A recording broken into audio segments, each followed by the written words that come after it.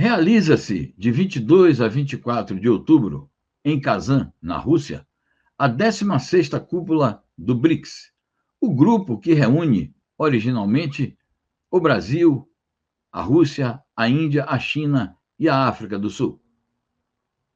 Esta 16ª Cúpula será a primeira em que participarão os 5 novos membros: Egito, Irã, Emirados Árabes Unidos, Arábia Saudita e Etiópia. Prevê-se a presença de 32 países ao todo, ou seja, além dos 10 membros permanentes do BRICS, 22 outros países participarão das consultas e dos debates. Espera-se também a presença de 24 líderes de Estado. Aqueles países que não tiverem a presença dos seus líderes de Estado serão representados também por altas autoridades.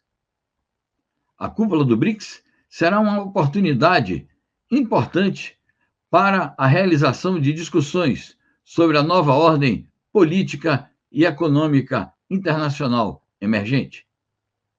No temário estão temas de grande interesse para toda a humanidade. A nossa reportagem ouviu 2 acadêmicos brasileiros sobre o assunto. Rita Coitinho, doutora em Geografia na Universidade Federal de Santa Catarina, falou sobre a abrangência da pauta da 16ª Cúpula do BRICS. E Lucas Gissoni, mestre em Economia Política Mundial na Universidade Federal do ABC, em São Paulo, discorreu sobre a relação entre a realização do BRICS e as lutas dos povos do Sul Global por uma nova ordem econômica e política mundial. Acompanhe.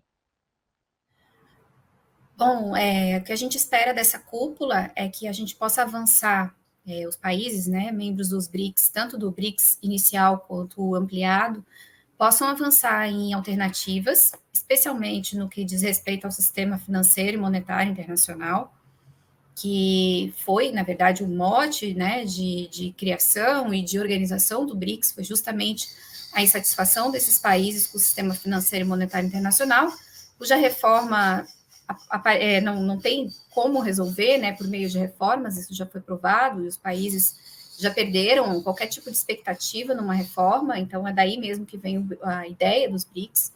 Só que, ao mesmo tempo, não houve até o momento uma concertação entre os países do BRICS para que haja, de fato, uma alternativa consistente para se solucionar esse problema da falta de confiança, né, no sistema financeiro e monetário e também do domínio dos Estados Unidos sobre todo o sistema. Então, é necessário um sistema que não seja dominado pelos Estados Unidos, pelos seus sócios europeus, e um sistema que, ao mesmo tempo, seja eficaz e que seja confiável.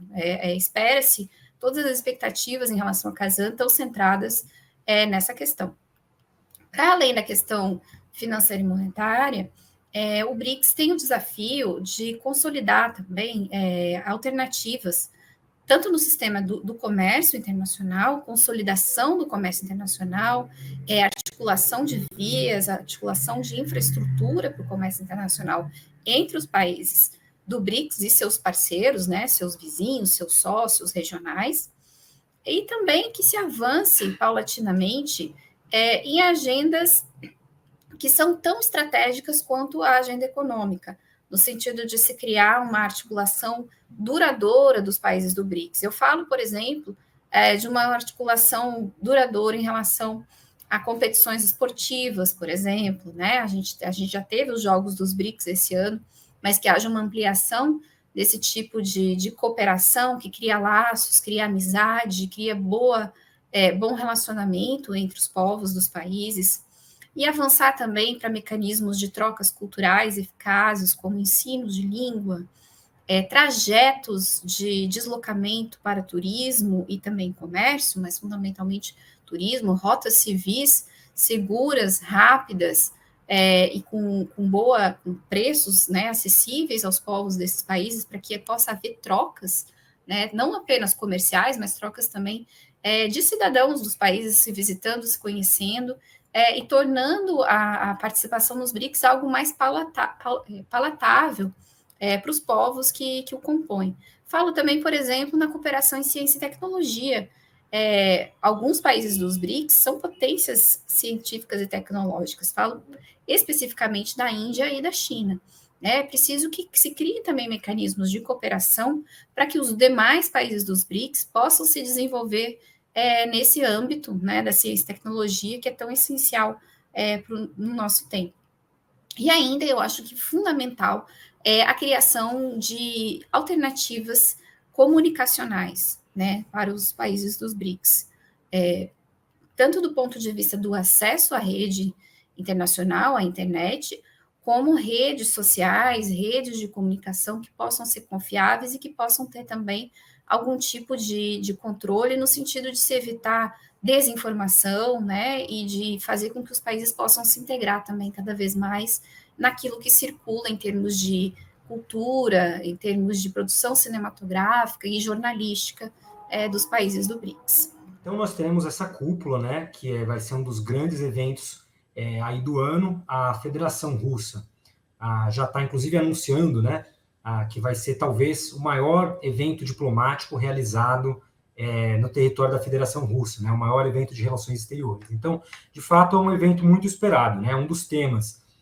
que está se falando muito, que vai ser debatido, talvez chegue a alguma decisão importante, é um novo sistema de pagamentos, né, do BRICS, né, um sistema que deve rivalizar aí com os sistemas ocidentais controlados pelos Estados Unidos, pelo sistema de Bretton Woods, né, nomeadamente o SWIFT, e que vai ser um sistema de pagamentos entre bancos centrais, né? Então, por exemplo, uma companhia brasileira deseja comprar, né, produtos chineses, ela vai transferir o dinheiro para uma conta no Banco Comercial Brasileiro, que por sua vez transfere para o Banco Central do Brasil, e que o Banco Central do Brasil vai se comunicar, vai transferir dinheiro com o Banco Central chinês, e assim serão feitos os pagamentos, né? Então, um sistema que está prometendo aí rivalizar, inclusive, com a preponderância do dólar, né?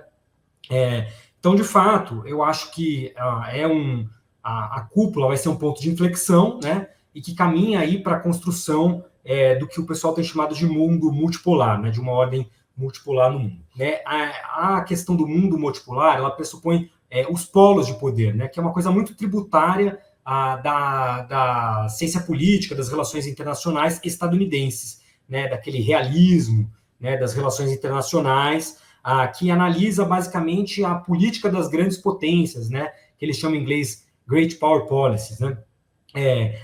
De fato, esse é um vetor de análise que eu considero importante, né? E eu acho que ele é interessante para analisar uma cúpula do que são, de fato, as grandes potências emergentes, né?